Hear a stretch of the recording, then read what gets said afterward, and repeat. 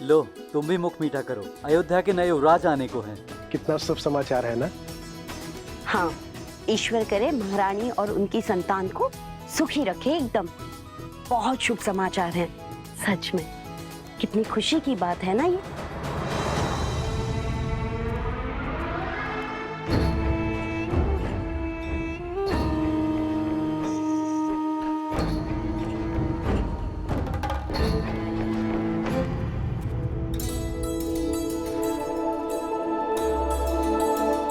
लीजिए भैया, आप भी लड्डू खाइए। हमारे राजमहल में लल्ला आने वाले हैं, प्रभु श्री राम के उत्तराधिकारी आने वाले हैं। खाओ खाओ।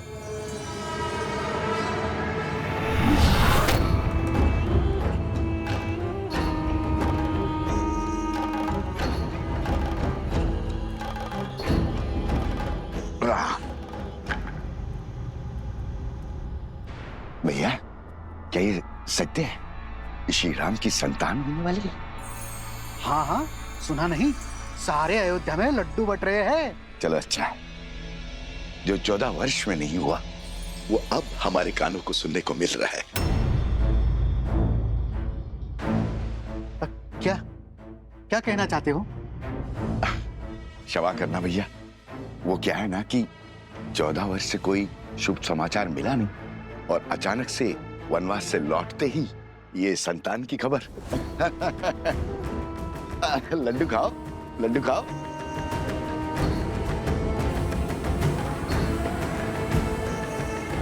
किसने अयोध्या की गरिमा पर इतना बड़ा घोर लांछन लगाया है? किसने उनके गरिमा का वध किया? किसने? सामने आओ, अभी मैं उसकी जीवा काट लूंगा। मारो, मारो मुझे, मारो। क्षमा के योग्य नहीं हूं मैं। बचपन में माता मारती थी, बड़ा हुआ तो मित्र मारने लग गए। इस जीवा के कारण ये स्थिर नहीं रहती है, कहीं पे कुछ भी बोल देता हूं मैं। घोर अपराध हो गया, मुझे स्वयं को दंड देना होगा। मैं स्वयं को दंड दूंगा। दंड देना होगा, दंड देना होगा, दंड देना होगा, दंड देना होगा, दंड देना होगा। ए रुको, रुको। अरे क्या कर रहे हो?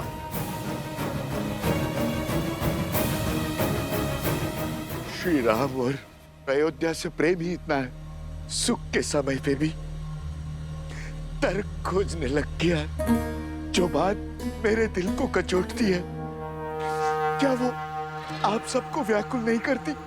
हमने श्री राम की तरह वनवास के दुख नहीं भोगे।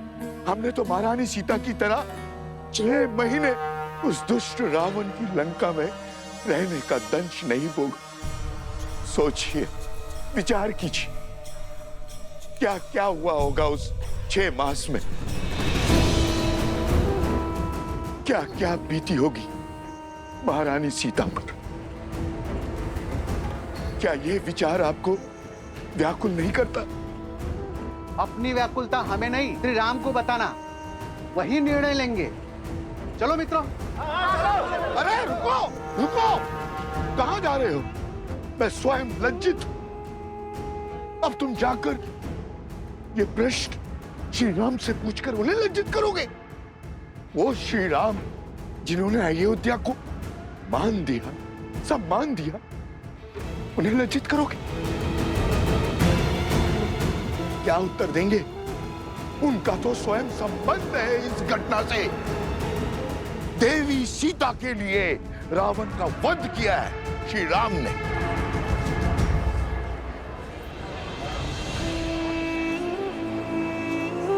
हाँ, यदि शंका है तो किसी धर्मात्मा विद्वान से पूछते हैं। तो फिर मंदिर के पुजारी जी के पास चलते हैं, वो विद्वान भी है और धर्मात्मा भी, वही इसका उचित समाधान देंगे। ये उचित? बिल्कुल। हाँ, क्यों भाइयों? बिल्कुल हाँ, सही हाँ। बोल।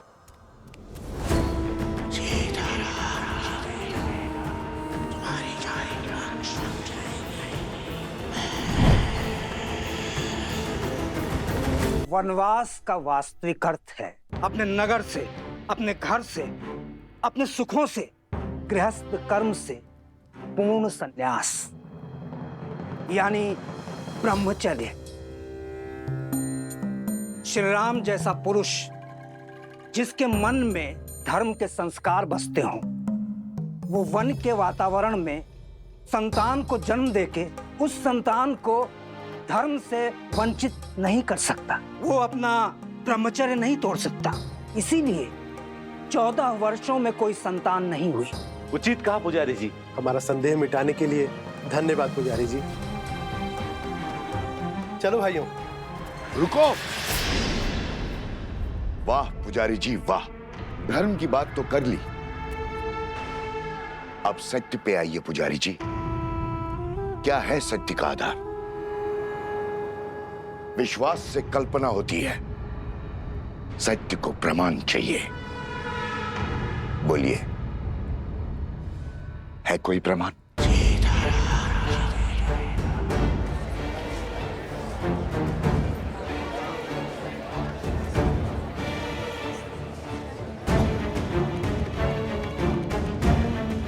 क्या हुआ पुजारी जी? सत्य की आंधी ने विश्वास का आवरण उड़ा दिया। अरे अभी समय ही कितना हुआ है वनवास से वापस लौटे हुए। एक ने कही, दूजे ने मानी, बस वही दो ज्ञानी।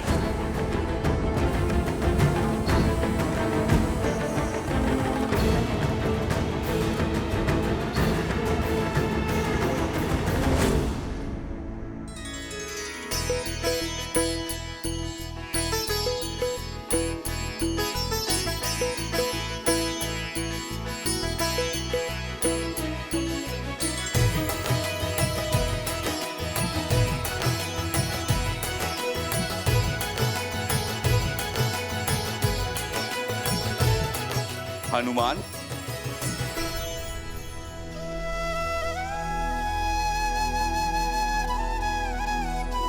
वाह हनुमान, तुमने स्वयं के साथ साथ बाकी सबको भी व्यस्त करके रखा हुआ है। प्रभु श्री राम युद्ध के लिए प्रस्थान करेंगे अब। अच्छा है महाराज, मेरा तो बैठे बैठे ये शरीर ही अकड़ गया था। परंतु हनुमान, इस युद्ध में वानर सेना भाग नहीं ले सकती, ये स्वयं श्री राम ने कहा है। आप निश्चिंत रहिए महाराज, मेरे होते वानर वीरों की कमी खलेगी नहीं प्रभु को। हनुमान, तुम समझ नहीं रहे हो। महाराज, मैं तो सब समझ रहा हूँ। बंधन में तो वानर सेना है, प्रभु राम का ये सेवक हनुमान नहीं।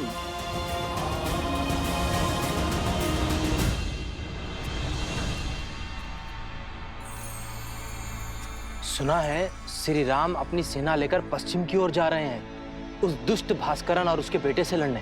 हाँ, आक्रमण तो हुआ है, कदाचित शत्रु बड़ा बली है। अच्छा,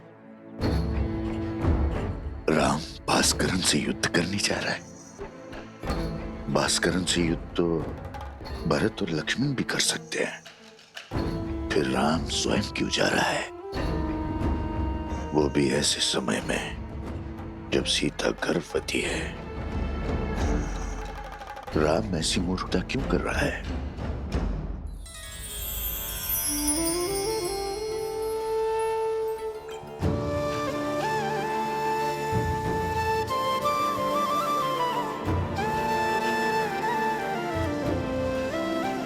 बैठो सीता, देखो हमने अपने हाथों से तुम्हारे लिए भोजन बनाया है, खाओ। इतना सब कहाँ? अब तुम एक नहीं दो हो। तुम्हें हमारे आने वाले पौत्र के विषय में भी तो सोचना है। होने वाले शिशु के लिए पोषण अति आवश्यक है। ग्रहण करो।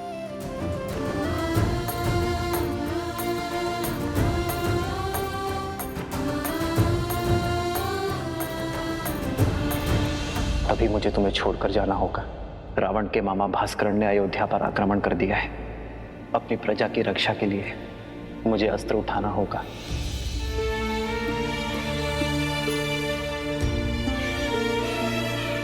देखने भर से पेट नहीं भरेगा पुत्री। माता, मेरा कुछ खाने का मन नहीं।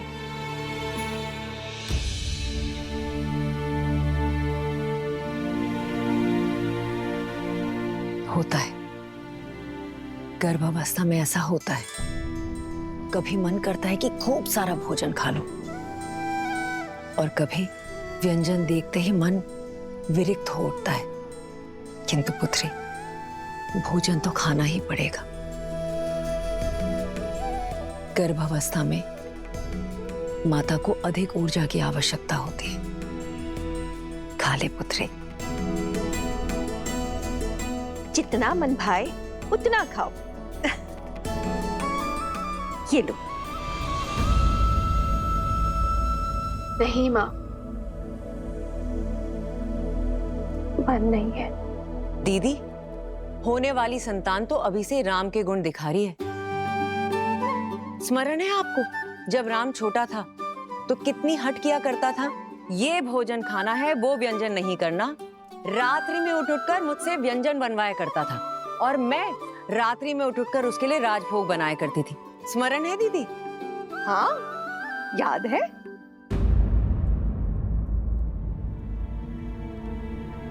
क्या हुआ सीता? मुस्कान होठों पर आई और गालों तक नहीं पहुंची। क्या हुआ है पुत्री? महारानी की जय हो। महाराज युद्ध के लिए प्रस्थान करने के लिए सच है।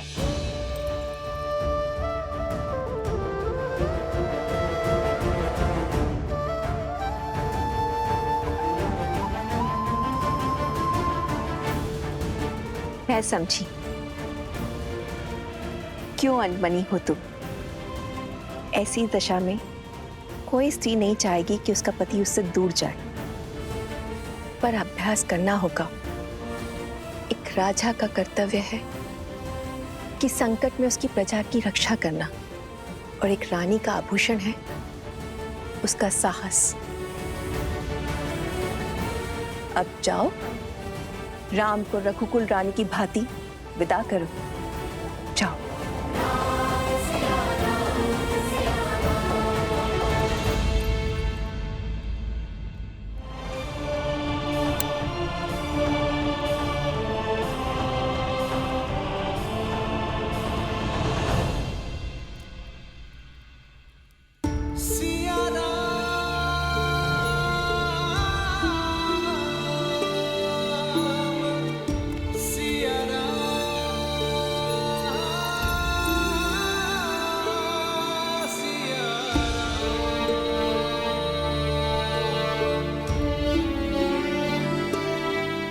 कल जिस विश्वास से मेरे विजय की घोषणा की थी,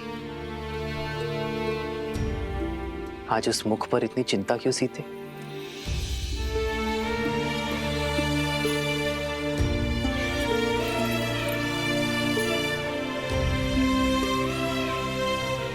चौदह वर्षों तक आपका साहस, शौर्य और क्षमता देखने के बाद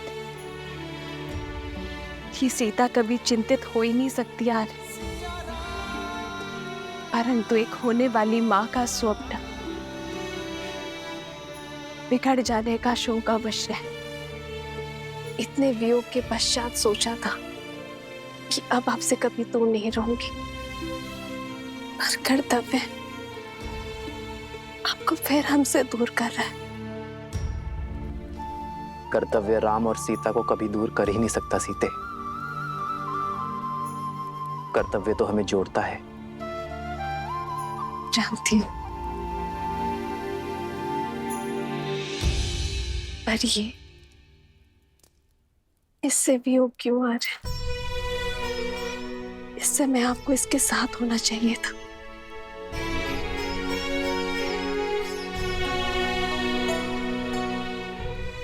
सत्य कहते हैं सब। माता बड़ी स्वार्थी होती है। युद्ध पर मैं जा रहा हूं, और चिंता तुम्हें अपनी संतान की है।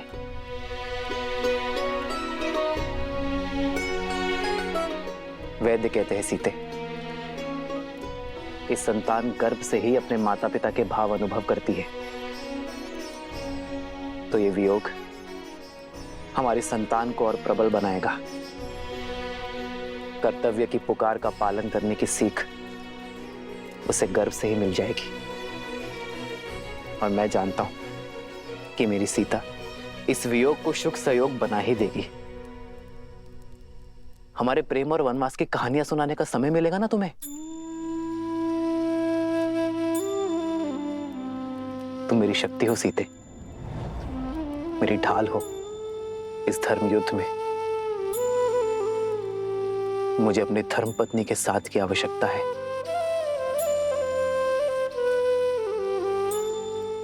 तो ये पल सदा आपके साथ रहेगा आर्य।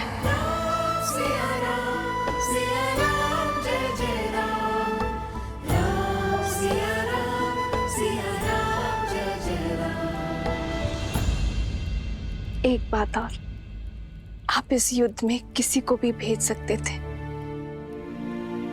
पर आपने स्वयं नेतृत्व करना चुना। कुछ कारण बड़ा ही होगा, पर मैं नहीं जानती। पर कामना करूंगी कि आप मंतव्य में सफल हो।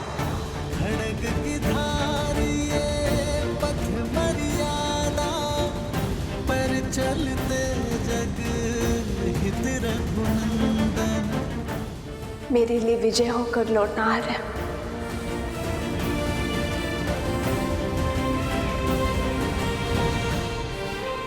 और इसके लिए शीघ्र आइएगा।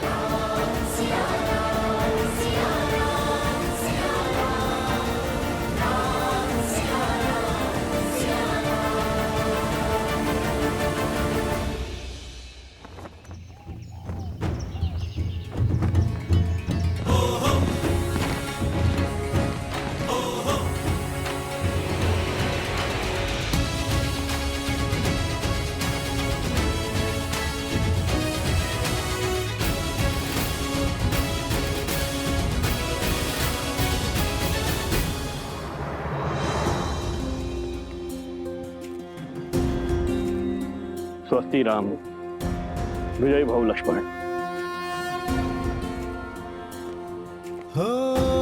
होई सोई जो राम रचि राखा, को करी तर बढ़ावे साखा। आपका तेज सूर्य सा दमके।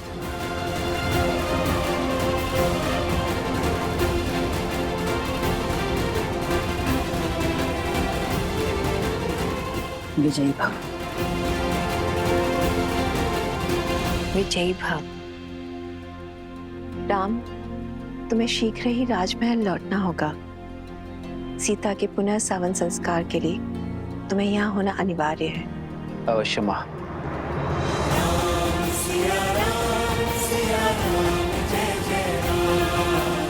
आओ लक्ष्मण।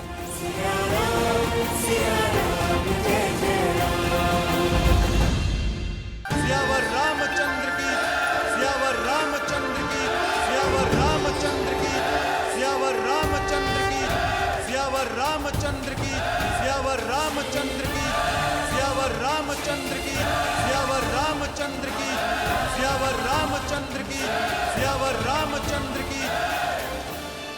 मेरे अयोध्या के वीरों, कर्तव्य ने पुकारा है। जब पड़ोस में अग्नि लगे तो व्यक्ति ये सोचकर नहीं बैठता कि उसका घर सुरक्षित है। वो अग्नि को बुझाता है, क्योंकि वो जानता है कि अग्नि का स्वभाव है फैलना। मुझे मेरे वीरों पर पूरा विश्वास है। भय के लिए भयंकर है। हम सब आपके रुद्र हैं।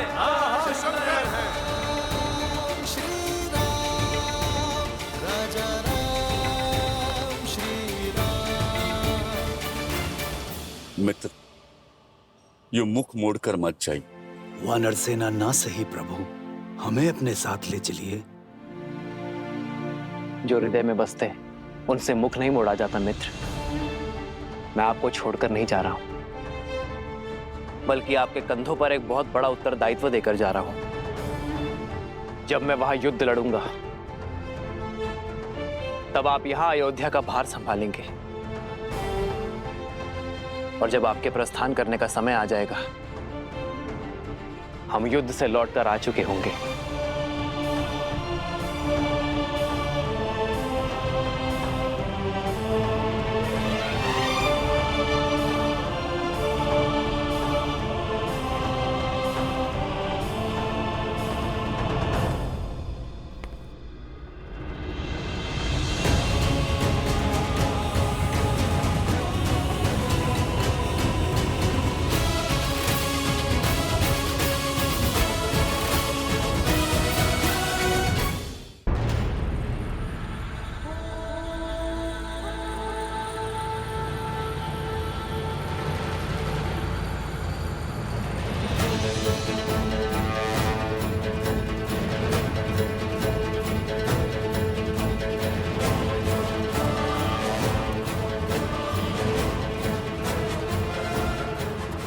क्या हुआ भैया?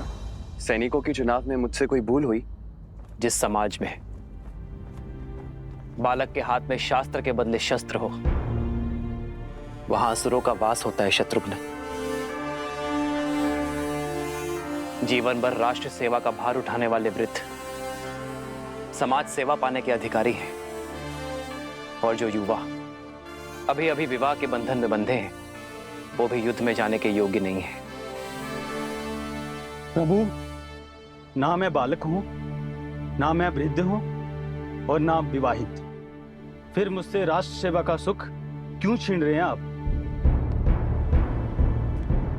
क्योंकि तुम अयोध्या के सैनिक नहीं हो।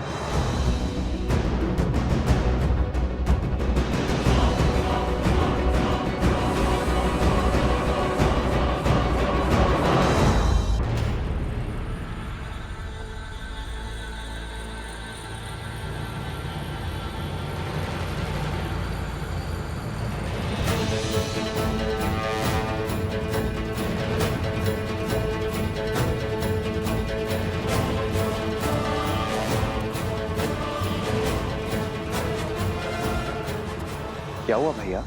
सैनिकों के चुनाव में मुझसे कोई भूल हुई? जिस समाज में बालक के हाथ में शास्त्र के बदले शस्त्र हो, वहां असुरों का वास होता है शत्रुघ्न।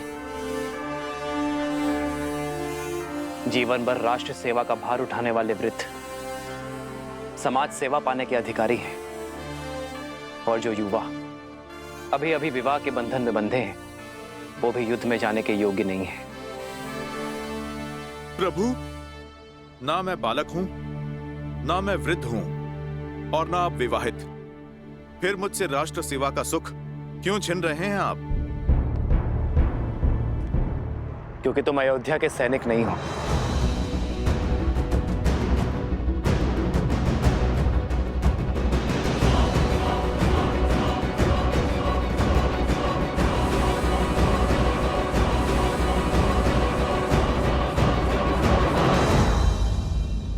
क्यों हनुमान?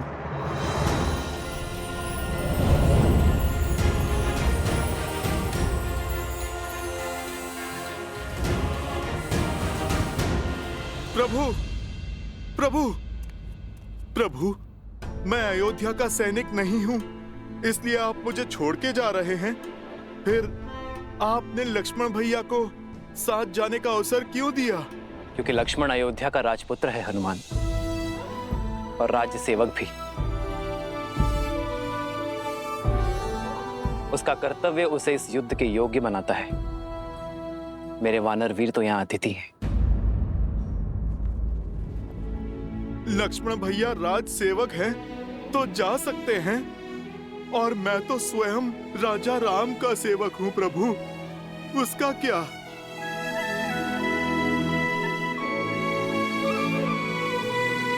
प्रभु, रघुवंशी कभी ना वचन तोड़ते हैं और ना ही भूलते हैं। फिर सदा मुझे सेवा में रखने का वचन देकर आप कैसे उससे मुक्त हो सकते हैं प्रभु? आप निर्णय कीजिए प्रभु, हनुमान क्या है, वानर या भक्त? तुम मम प्रिय भरत ही सम भाई कह के गले लगाया आपने, और अब आप प्रभु अतिथि कहकर दूर कर रहे हैं। ठीक है प्रभु, आप तो राजा हैं, बड़े दायित्व हैं आप पर प्रभु मेरा तो एक ही दायित्व है, अपने प्रभु श्री राम की सेवा। नहीं प्रभु, मैं उससे विमुख नहीं हो सकता। प्रभु, मैं आपके बिना जी नहीं पाऊंगा, नहीं जी पाऊंगा आपके बिना प्रभु। प्रभु, प्रभु आप मान जाइए ना प्रभु, आप ले चलिए ना मुझे अपने साथ प्रभु। प्रभु आप मान जाइए प्रभु, ले चलिए ना मुझे अपने साथ प्रभु। हनुमान, उठो।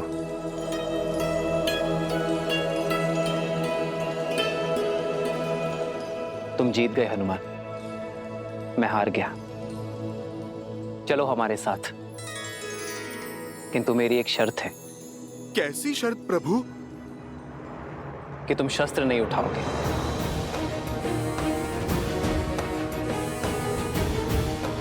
तुम्हारी हट मेरे साथ चलने की थी, वो पूरी हुई, किंतु युद्ध में चाहे जैसी भी स्थिति हो, तुम अस्त्र शस्त्र का उपयोग नहीं करोगे। स्वीकार है प्रभु, स्वीकार है।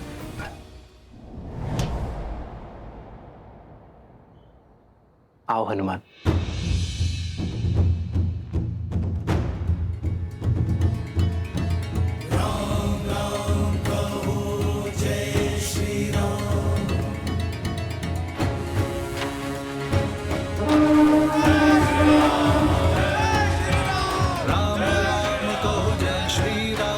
दशरथ नंदन राजा राम, राम नाम भजते हनुमान, अवध बिहारी राजा राम। जय श्री राम, जय श्री राम, जय श्री राम, जय श्री राम, जय श्री राम, जय श्री राम, जय श्री राम। राम सत्य में युद्ध पर स्वयं जा रहा है। जय श्री राम।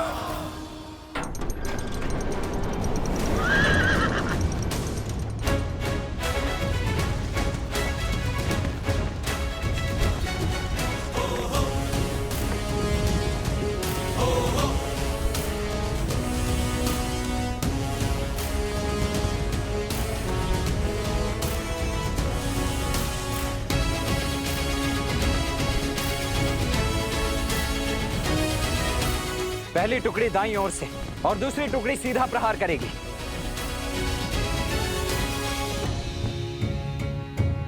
सारथी, रोको।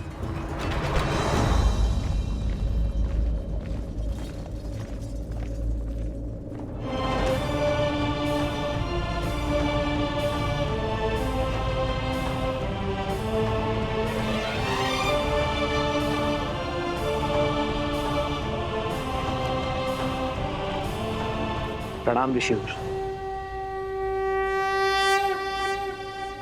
आपका अचानक दर्शन संकेत है कि आपको एक गंभीर निर्देश देना चाहते हैं।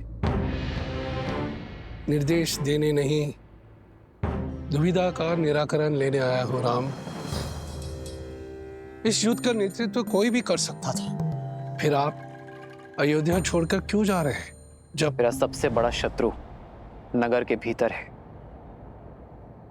अयोध्या की शांति को ध्वस्त करना चाहता है, तो मुझे अयोध्या में रुकना चाहिए था। यही ना? मेरा शत्रु भी तो यही सोच रहा होगा महर्षि। उसे परास्त करने के लिए ही मैं अयोध्या से बाहर आया हूं। उसका बैर मुझसे है, क्रोध मुझसे है, और जब मैं अयोध्या के बाहर आ गया तो वो भी मेरे पीछे अवश्य आएगा। मैं भास्करण से युद्ध करने जा रहा हूं महर्षि। युद्ध में भले ही भास्करण से करने निकला हूं, किंतु भास्करण और संहार दमन केवल मेरे लिए माध्यम है।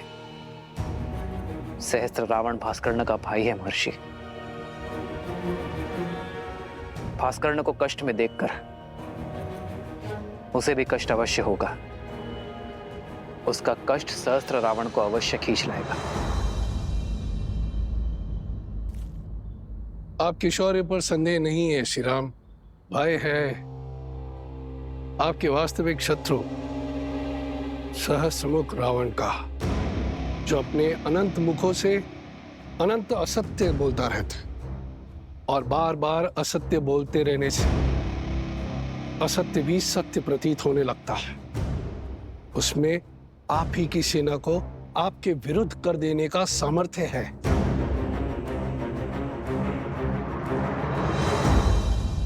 इसीलिए तो सहस्त्र रावण को अयोध्या से दूर खींच लाऊंगा मैं। उसे अकेले ही ललकारूंगा, ताकि वो मेरी अयोध्या में असत्य का विष नहीं घोल पाएगा। और इसमें आपके प्राणों का संकट है। अपनी प्रजा के हित के लिए राम को मृत्यु भी स्वीकार है।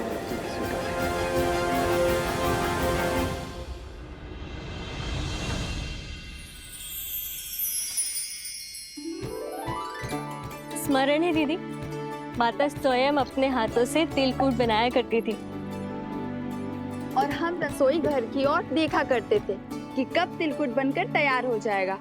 पर सूर्य देव को अर्पण किए बिना हमें तिलकुट मिलता ही नहीं था, है ना सीता दीदी?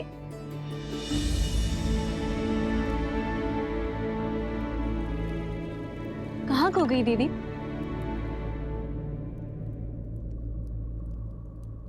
श्री राम की चिंता में हूँ। मैं जानती हूँ कि लक्ष्मण भैया और हनुमान उनके साथ हैं, किंतु मन है कि मानने को सजी नहीं है। दीदी, ये शुभ दिन हर अशुभ विचार नष्ट कर देगा। आज मकर संक्रांति है। उत्तरायण के दिन सूर्यदेव उत्तर की यात्रा को प्रारंभ करते हैं। पवन ऊर्जा चरम पे होगी। देखिएगा, श्री राम की विजय अवश्य होगी। दीदी, चिंता छोड़ दीजिए और चलिए हम चलकर सूर्य देव से प्रार्थना करते हैं, सब शुभ होगा। आइए।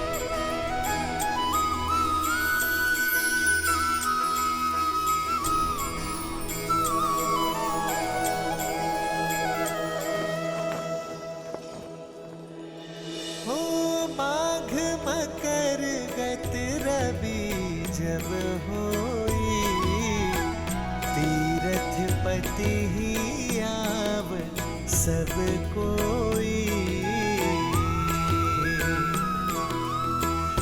देव तनुज किन्नर नर श्रेणी, सादर मजही सकल त्रिवेणी।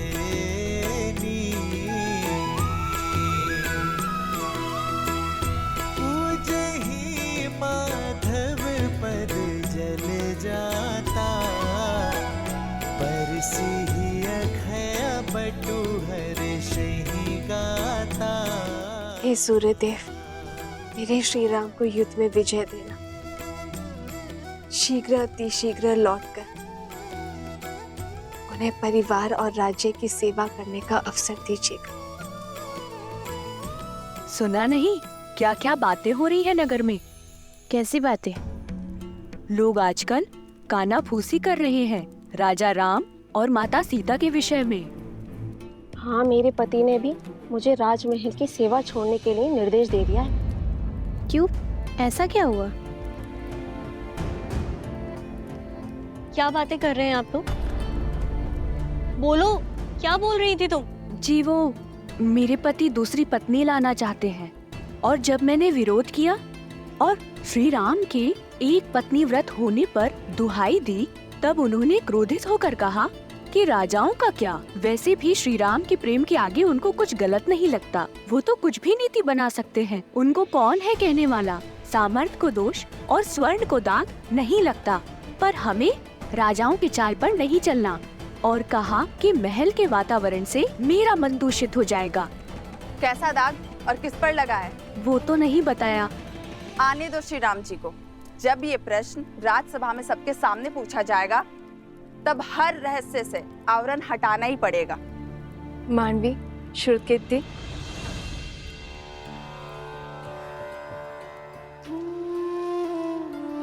राजभवन में जाके माताओं को प्रसाद नहीं देना।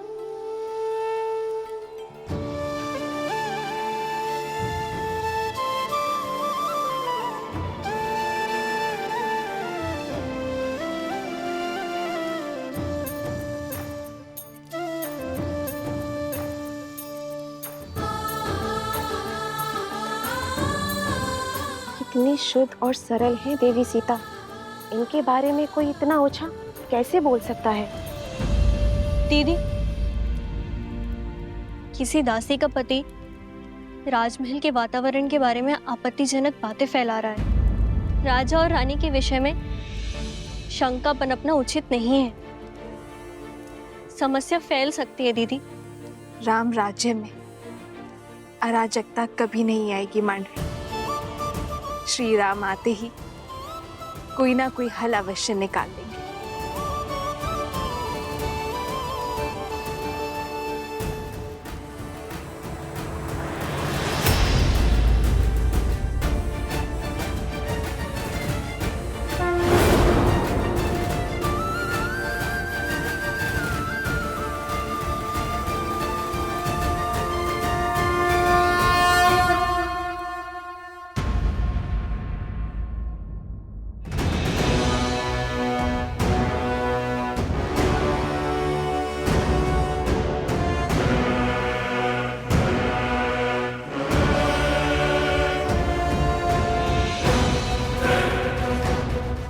भास्कर्ण, आक्रमण से पूर्व अवसर दे रहा हूं, अपने आतंक का अंत करो और लौट जाओ। अभी तक तो आतंक का आरंभ भी नहीं हुआ है राम।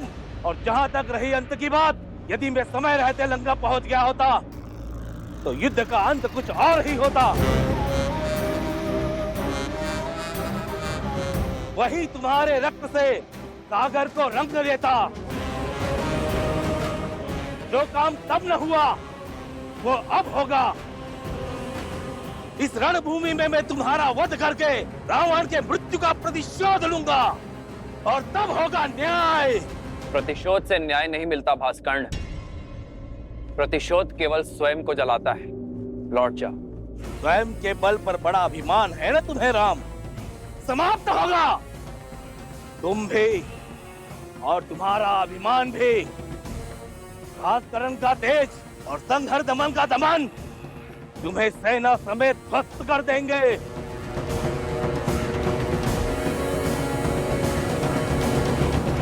लक्ष्मण, मैं भास्कर्ण का सामना करूंगा, तुम संहार दमन को खोजो। और स्मरण रखना, वो उभयचर है।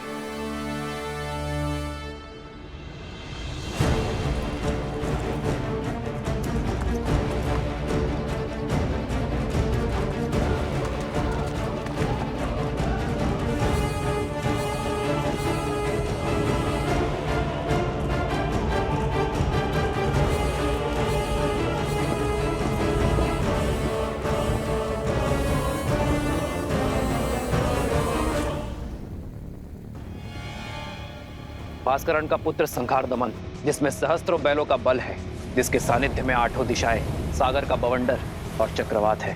साथ ही वो उभयचर भी है, जो जितनी सरलता से थल पर रह सकता है, उतनी ही सहिष्णुता से जल में भी जी सकता है।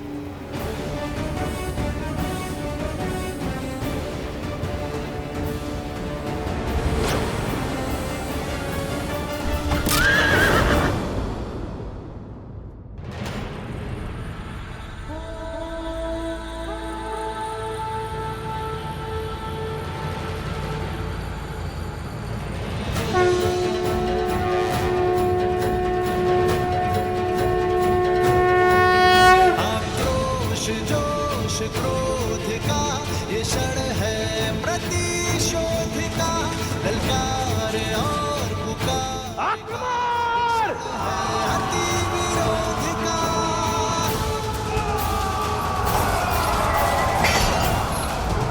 भास्कर्ण, श्री राम रण की सावधान। जो धीर है, आएगा प्रलय बरसने वाले तीर है। धर्म के संग अधर्म के विरुद्ध है, ये युद्ध है, महायुद्ध है।